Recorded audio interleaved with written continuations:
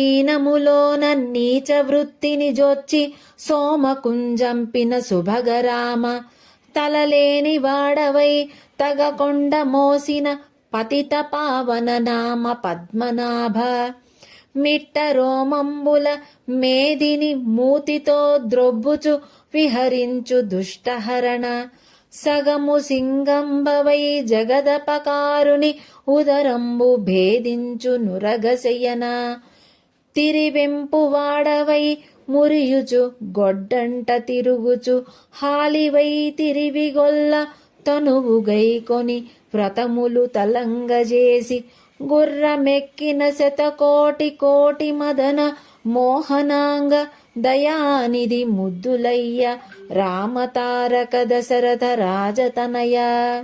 భావం: మత్స్యావతారములో మీనముపై వచ్చి సోమకుని చంపినావు.